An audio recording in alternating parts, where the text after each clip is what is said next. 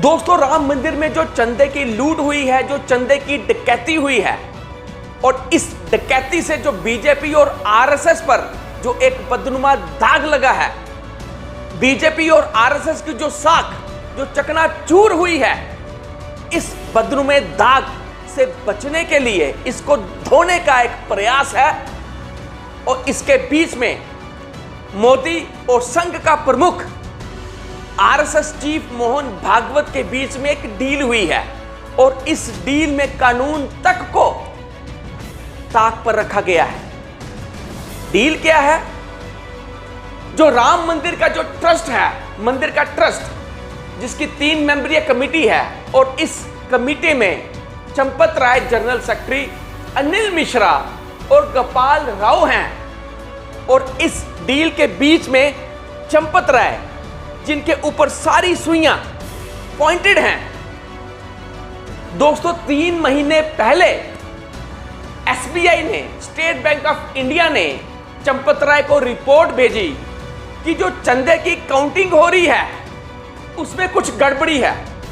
SBI की report आने के बाद भी चंपत राय के कान पर जूं तक नहीं रेंगी एसबीआई की रिपोर्ट। और दूसरा, मंदिर की खुद की सिक्योरिटी तो है ही है।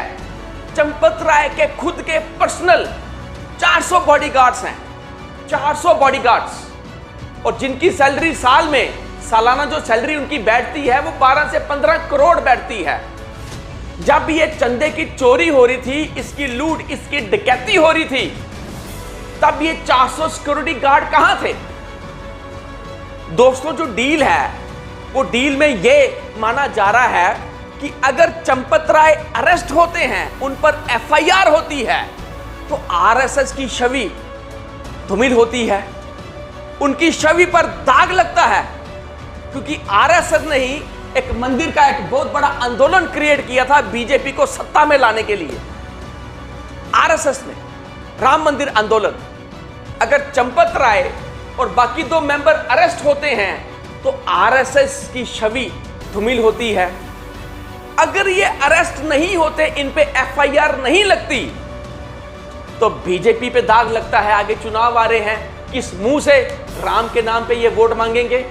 आगे यूपी का चुनाव है, और आपको पता है दिल्ली जाने का रास्ता यूपी से होकर निकलता है। 80 के लगभग वहां सांसद हैं। तो एक कैच 22 सिचुएशन बनी हुई है बीजेपी और आरएसएस के लिए। और दोस्तों, ये जो 200 करोड़ की बात है, अगर सोर्सेज जानकार का माने तो ये 200-400 करोड़ नहीं, ये 1400 करोड़ तक की लूट है, डकैती है, जिसमें कैश, सोने की ईंटें और चांदी की ईंटें तक शामिल हैं। और यह भी कहा गया है कि जो लोग सोने की ईंटें या चांदी की ईंटें वहां देते थे मंदिर में चढ़ावा के रूप में, उनको स्लिप तक नहीं दी जाती थी।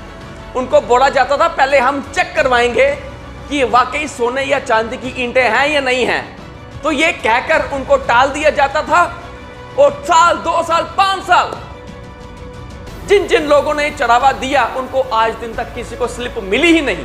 और दोस्तों, तीसरा साक्ष्य यह है कि जो काउंटिंग लोग करते थे चंदे की, वो काउंटिंग के जो लोग थे उनको चंपत राय अपॉइंट करते थे। वो चंपत राय के करीबी होते थे, उसके भरोसे वाले होते थे, जिनमें एक टीनू यादव, जो पहले चंपत राय के ड्राइवर थे, बाद में उनको सेक्रेटरी बनाया गया, और उनके नीचे एक टीम बनाई गई जो चंदे की काउंटिंग करती थी। और उन टीम के मेंबर्स चंपत राय ही अपॉइंट करते थे, उनको पूछकर अपॉइंट किया जाता था। और उन मेंबर्स की सैलरी 10 से 12 हजार के लगभग होती थी। और उनमें एक मेंबर था लवकुश। जब पुलिस ने छापा मारा तो आप जानकर हैरान रहेंगे, उसके बड़े बड़े मकान निकले, कुछ बन गए, कुछ बन रहे थे, गाड़ियां निकली। पुलिस देखकर हैरान हो गई। जिन लोगों की सैलरी 10 से 12 हजार हो, तो वो इतने आलीशान बंगले, मकान कैसे बना सकते हैं? दोस्तों, खबर ये भी आ रही है, जो चीफ मिनिस्टर योगी आदित्यनाथ उत्तर प्रदेश के, उनका जो सूचना तंत्र है वो भी खबरें लीक कर रहा है। क्योंकि जानकारों की माने चंपत राय और योगी आदित्यनाथ की आपस में बनती नहीं है, क्योंकि चंपत राय मोदी के बड़े करीबी हैं और आपको पता ही है योगी आदित्यनाथ और मोदी के बीच में रिश्ते कैसे हैं। तो चंपत राय और योगी की आपस में बनती नहीं, तो योगी का भी सूचना तंत्र कुछ हद तक काफी खबरें लीक आउट कर रहा है। दोस्तों, बीच की बात यह है कि अगर ये तीन लोग चंपत राय, अनिल मिश्रा और गोपाल राव अगर ये आरएसएस के करीबी नहीं होते तो इन पर एफआईआर हो चुकी होती, ईडी इनकम टैक्स की रेड हो चुकी होती, ये लोग जेल में बैठे होते। चूंकि ये आरएसएस के करीब हैं, मोहन भागवत के करीब हैं और चंपत राय खुद मोदी जी के करीब हैं, तो इसी कारण एक डील होती है मोदी और आरएसएस चीफ के बीच में। इनमें ज्यादा लोग डील में नहीं थे, दो गुजरात लॉबी के लोग अमित शाह और मोदी, और आरएसएस के दो लोग टॉप के, एक खुद मोहन भागवत और दत्तात्रेय होसबले नंबर 2 आरएसएस। ये चार लोग बैठते हैं और डील होती है। डील क्या होती है कि आप लोग, मोदी जी को बोला जाता है कि आप इन पर एफआईआर नहीं करेंगे, इनको जेल नहीं भेजेंगे, हम इनका इस्तीफा, राम मंदिर के ट्रस्ट के जो मेंबरशिप है उनसे इन तीनों का इस्तीफा ले लेंगे और इनको ट्रस्ट से बाहर का रास्ता दिखा देंगे, पर आप इन पे एफआईआर नहीं करेंगे, इनको जेल नहीं भेजेंगे।